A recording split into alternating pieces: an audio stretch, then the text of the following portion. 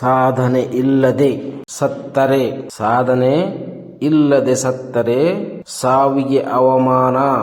ಆದರ್ಶ ಇಲ್ಲದೆ ಬದುಕಿದರೆ ಬದುಕಿಗೆ ಅವಮಾನ.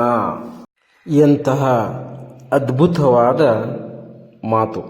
ಮನುಷ್ಯ ಸಾಧನೆ ಇಲ್ಲದೆ ಸತ್ತರೆ ಸಾವಿಗೆ ಅವಮಾನ ಅಂತೆ, ಆದರ್ಶ ಇಲ್ಲದೆ ಸತ್ತರೆ ಬದುಕಿಗೆ ಅವಮಾನ ಅಂತೆ.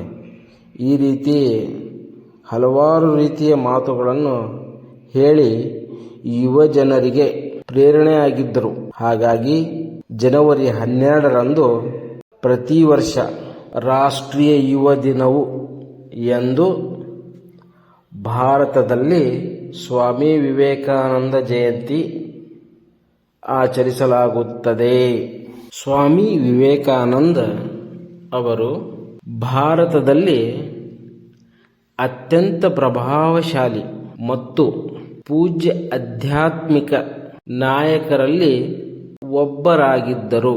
1863ರ ಜನವರಿ 12ರಂದು ಜನಿಸಿದ್ದ ಸ್ವಾಮಿ ವಿವೇಕಾನಂದರು ತತ್ವಜ್ಞಾನಿ, ಸನ್ಯಾಸಿ ಮತ್ತು ವೇದಾಂತ ಮತ್ತು ಯೋಗವನ್ನು ಪ್ರಪಂಚದ ಇತರೆ ಭಾಗಗಳಿಗೆ ಪರಿಚಯಿಸುವಲ್ಲಿ ಪ್ರಭಾವಶಾಲಿ ವ್ಯಕ್ತಿಯಾಗಿದ್ದರು. ಅವರ ಬೋಧನೆಗಳು ಆಧ್ಯಾತ್ಮಿಕ ಸಾಮರಸ್ಯ, ಸಹಿಷ್ಣುತೆ ಮತ್ತು ಪ್ರತಿಯೊಬ್ಬ ವ್ಯಕ್ತಿಯಲ್ಲೂ ದೈವತ್ವವನ್ನು ಗುರುತಿಸುವ ತತ್ವಗಳಲ್ಲಿ ಆಳವಾಗಿ ಬೇರೂರಿದ.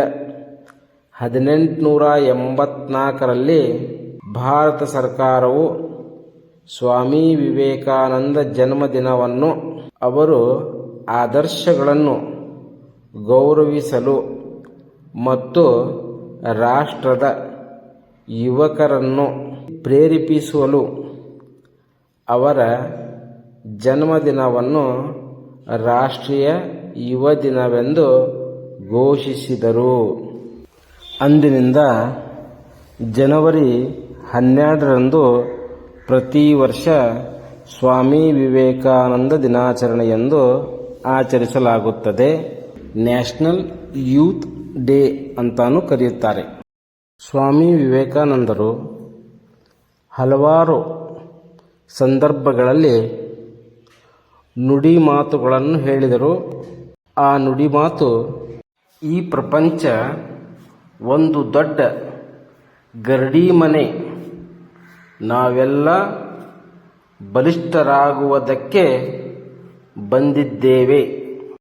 ನಿನಗೆ ಮರ್ಯಾದೆ ಸಿಗದ ಜಾಗದಲ್ಲಿ ನೀನು ಹಾಕುವ ಚಪ್ಪಲಿಯನ್ನು ಸಹ ಬಿಡಬೇಡ. ನಿಜವಾದ ಶಿಕ್ಷಣವೆಂದರೆ ಮಾನವೀಯತೆ ವಿಕಾಸ. ಅಂದರೆ ನಿಮಗೆ ನಿಜವಾದ ಶಿಕ್ಷಣ ಅಂದರೆ ನಿಮ್ಮ ಒಳಗೆ ಮಾನವೀಯತೆ ಎನ್ನುವುದು ಇದ್ದರೆ ಮಾತ್ರ ನೀವು ವಿಕಾಸ ಆಗ್ತೀರಿ, ಅದೇ ನಿಮಗೆ ಶಿಕ್ಷಣ ಎನ್ನುವ ಅದ್ಭುತವಾದ ಮಾತುಗಳು. ನಿಮ್ಮನ್ನು ನೀವು ಜಯಿಸಿ, ಆಗ ಇಡೀ ಜಗತ್ತೇ ನಿಮ್ಮದಾಗುತ್ತದೆ.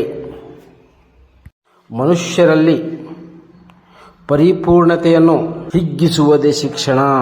ಯಾವುದನ್ನು ಅತಿಯಾಗಿ ಬಯಸಬೇಡ. ಆಸೆ ನಿಮ್ಮನ್ನು ದುಃಖಕ್ಕೆ ಒಳಪಡಿಸುವ ಮೊದಲ ಅಂಶ.